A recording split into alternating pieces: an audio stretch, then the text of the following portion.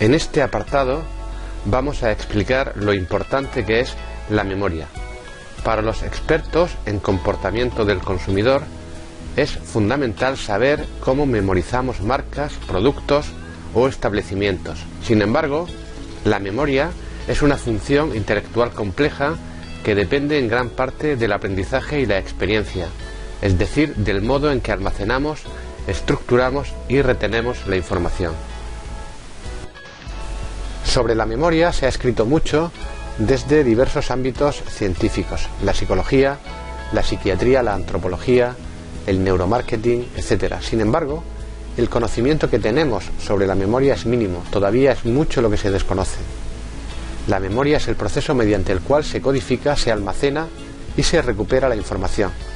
Es una parte fundamental del proceso de formación del conocimiento y gracias a ella los seres humanos podemos percibir, retener, acumular y recuperar sucesos y experiencias de aprendizaje previas, rescatando información útil del pasado para el momento presente. Además, permite organizar dicha información y suministrarla cuando sea necesaria. Existen tres tipos de registros de memoria: la memoria sensorial, la memoria a corto plazo y la memoria a largo plazo. No se trata de estructuras o memorias diferentes, sino formas de registrar o memorizar diferentes por las que puede circular una misma información.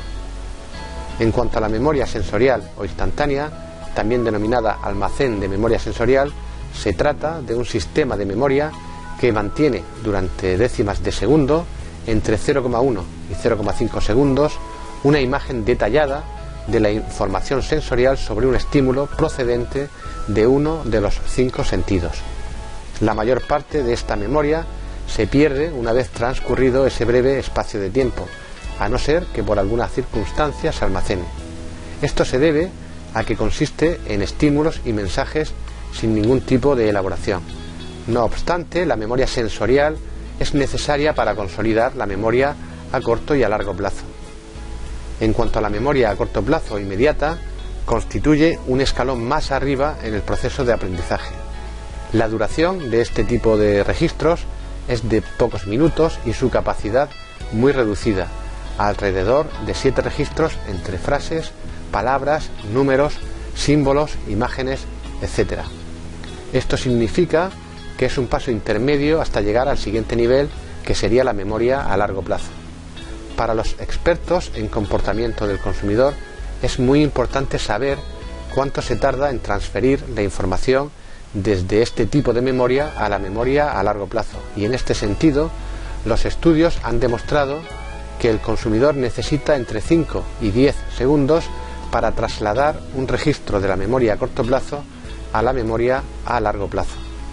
Y en cuanto a la memoria a largo plazo o permanente, consiste en el nivel más avanzado e importante del proceso de memorización y aprendizaje. Es un registro permanente o casi permanente de la información. De hecho, algunos investigadores están convencidos de que esta información nunca se olvida. Lo que ocurre es que nuestro cerebro no encuentra el lugar donde se encuentra. El psicoanálisis es una técnica que sirve precisamente para encontrar esos registros que están perdidos en nuestra memoria. Los expertos en ciencias del comportamiento necesitan saber cómo se transfiere la información de la memoria a corto plazo a la memoria a largo plazo, y han comprobado que existen muchos factores. El más importante es la propia capacidad personal para almacenar recuerdos. No obstante, también son importantes los siguientes factores. En primer lugar, la cantidad de tiempo que el registro ha permanecido en la memoria a corto plazo y el número de veces que se ha repetido la exposición al estímulo. Evidentemente, cuanto mayor es el tiempo y el número de repeticiones, mayor es la probabilidad de transferir la información a la memoria a largo plazo. En segundo lugar, el esfuerzo empleado en retener la información. Cuanto mayor es el esfuerzo, mayor será la probabilidad de tener un registro permanente. Y finalmente, en tercer lugar, el nivel de procesamiento de la información. Si el proceso es elaborado, es decir, si la información se ha estructurado, se ha acompañado de otros conocimientos, se ha pedido la opinión de terceros, etc., el recuerdo será mayor.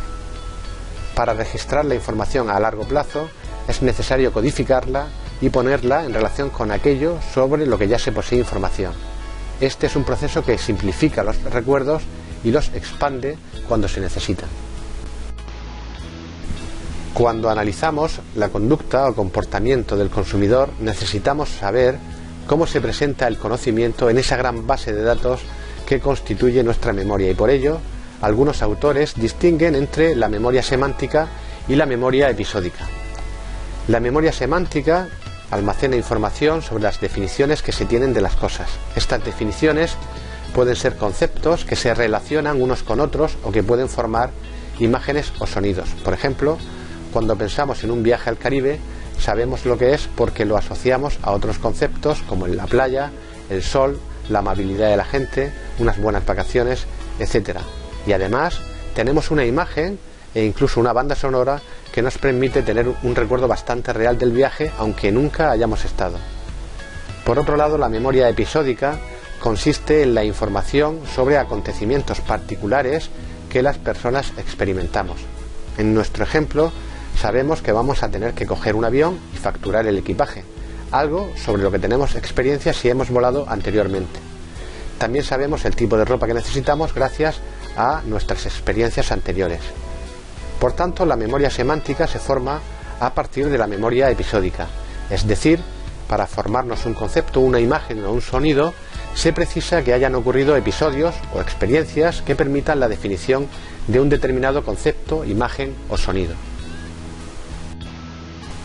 Según Moya, la fijación de los recuerdos o de la información en la memoria depende tanto de factores internos como externos. En primer lugar, depende del tiempo invertido en el proceso. Todos sabemos, por ejemplo, cuánto tiempo se tarda en aprender y memorizar cuando estudiamos. En segundo lugar, también depende de las características del estímulo. Cuanto más sencillo, llamativo, familiar y fácil de interpretar sea un estímulo, más fácil será aprenderlo y recordarlo. En tercer lugar, del número de sentidos aplicados. Cuanto mayor sea el número de sentidos aplicados para memorizar algo, más fácil será recordarlo. En cuarto lugar, del nivel de comprensión individual. Como es obvio, al margen de la inteligencia, la habilidad y capacidad cognitiva no es igual para todas las personas. Unas tienen más capacidad y habilidad que otras. En quinto lugar, de la repetición. Cuantas más veces se repita la exposición al mismo estímulo, mejor se recordará. En sexto lugar, también depende del grado de relación con otros estímulos. Los seres humanos creamos nuestras propias estrategias de aprendizaje y recuperación de información, como por ejemplo cuando utilizamos reglas mnemotécnicas. En séptimo lugar, depende de la motivación. Cuanto mayor sea el interés por algún producto, mayor será el número de estímulos que se perseguirán y aprenderán. En octavo lugar, también depende de las representaciones mentales dobles. A la hora de codificar los estímulos de forma semántica, las personas asociamos palabras con imágenes o sonidos. Y finalmente también depende de la dispersión de la activación, que consiste en que un elemento que permanece en la memoria se disperse generando otros recuerdos.